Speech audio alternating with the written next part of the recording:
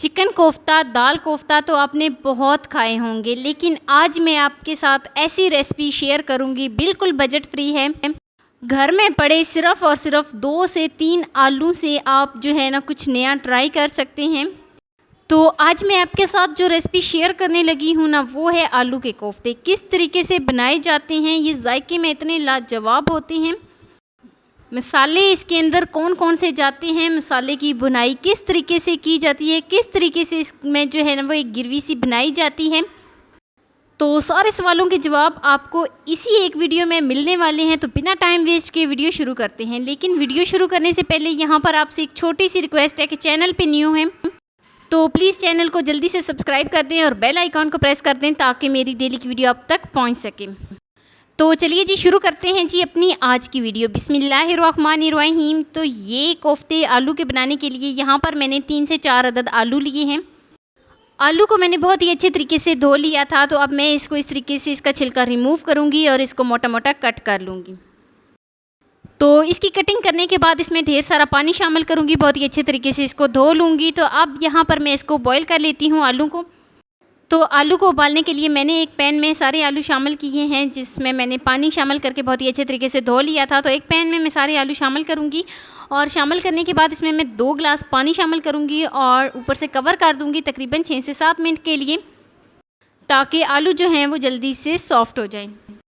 तो लीजिए जी, आलू को मैंने उबाल लिया है। अब मैं इसको एक ट्रे में निकाल लेती हूँ और ट्रे में निकालने के बाद देखें जी, मैं आपको चेक करा देती हूँ कि आलू जो हैं वो किस हद तक गले हैं। तो आलू जो हैं वो बिल्कुल सॉफ्ट हो गए हैं। मैं इसको बहुत ही अच्छे तरीके से मैश कर लेती हूँ। तो सारे आलू को मैं बहुत ही अच्छे तरीके से पहले मैश करूँगी, उसके बाद इसमें मसाले शामिल करूँगी। तो ये कुछ इस तरीके से इनकी फ़ाइनल शेप आएगी। तो अब मैं इसमें 1 टीस्पून नमक शामिल करूँगी, 1 टीस्पून इसमें मैं कुटी हुई लाल मिर्च शामिल करूँगी, 1 टीस्पून इसमें धनिया पाउडर शामिल करूँगी, थोड़ी सी इसमें हल्दी शामिल करूँगी और 1 टीस्पून इसमें चिकन मसाला शामिल करूँगी। चिकन मसाले से बहुत ही अच्छा सा एक फ्लेवर आ जाएगा, बिल्कुल चिकन जैसा। तो 1 टीस्पून मैं इसमें शामिल करूँगी कसूरी मेथी। तो थोड़ा सा मैं इसमें टमाटर बारीक कटे हुए शामिल करूँगी और थोड़ी सी बारीक कटी हुई हरी मिर्च शामिल करूँगी। और सबसे अहम स्टेप, 1 टेबलस्पून मैं इसमें बेसन शामिल करूँगी। तो बेसन को शामिल करने के बाद बहुत ही अच्छे तरीके से इसको मिक्स कर लेती हूँ, ताकि बहुत ही अच्छे तरीके से बेसन मसाले जितने भी हमने इसमें शामिल किए हैं आलू के अंदर बहुत ही अच्छे तरीके से मिक्स हो जाए। तो हाथों की मदद से मैं इसको मज़ीद बहुत ही अच्छे तरीके से मिक्स कर लेती हूँ। तो जैसे ही हमारे जो मसाले हमने इसमें शामिल किए हैं वो इसमें अच्छे तरीके से मिक्स हो जाएं तो इसका कलर जो है वो चेंज हो जाएगा, आप देख सकते हैं। तो अब मैंने जो मसाला आलू तैयार किए हैं उसकी इस तरीके से छोटी छोटी टिक्कियाँ बना लूँगी।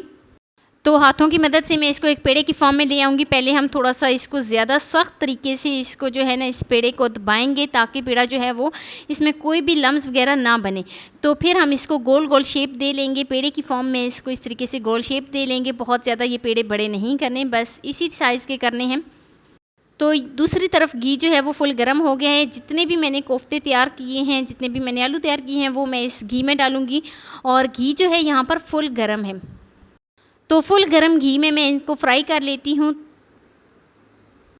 पहले 1 से 2 मिनट इनको टच नहीं करना, किसी भी स्पैचुला की मदद से इनको जो है ना इनकी साइड चेंज नहीं करनी, इससे ये बिखर जाएंगे। तो जैसे ही इनका कलर चेंज हो जाएगा, ये बहुत ही अच्छे तरीके से फ्राई हो जाएंगे, तो ये खुद ब खुद ऊपर आ जाएंगे। तो फिर हम इसकी साइड को चेंज कर सकते हैं। वैसे हमने इतना घी लिया है कि ये मुकम्मल तौर पर कोफ्ते जो हैं वो इस घी के अंदर डिप हो रहे हैं, तो इसलिए दोनों साइडों से बहुत ही अच्छे तरीके से ये फ्राई हो जाएंगे। तो देखिए काफ़ी हद तक इनका कलर चेंज हो गया है, मतलब कि हमारे कोफ्ते जो हैं वो फ्राई हो गए हैं। तो अब मैं इनको बाहर निकाल लेती हूँ।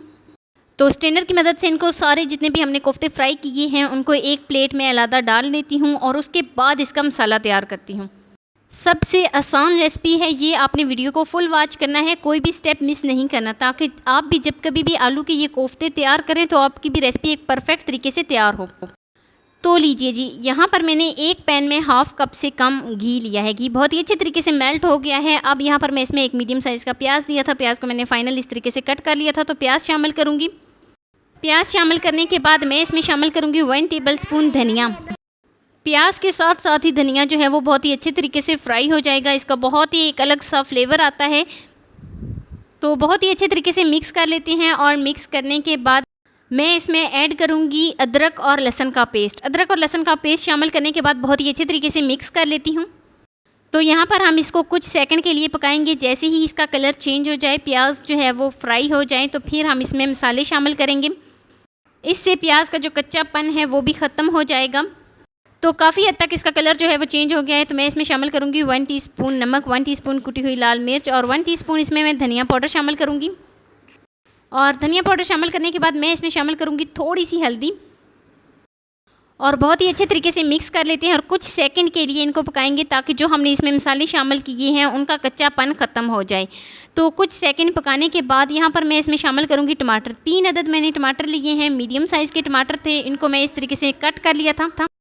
टमाटर ऐड करूँगी और टमाटर ऐड करने के बाद बहुत ही अच्छे तरीके से मिक्स कर लेती हूँ।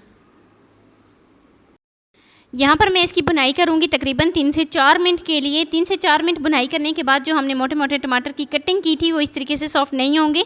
तो उसके लिए मैं क्या करूँगी कि इसमें हाफ़ प्याली पानी शामिल करूँगी और हाफ़ प्याली पानी शामिल करने के बाद मैं इसको कवर कर दूँगी तकरीबन 3 से 4 मिनट के लिए। तब तक टमाटर जो है वो बिल्कुल सॉफ्ट हो जाएंगे और जो हमने इसमें पानी शामिल किया है वो भी बिल्कुल ड्राई हो जाएगा। तो देखें, टमाटर जो हमने इसमें शामिल किए थे वो बिल्कुल सॉफ्ट हो गए हैं, पानी जो शामिल किया था वो बिल्कुल ड्राई हो गया है।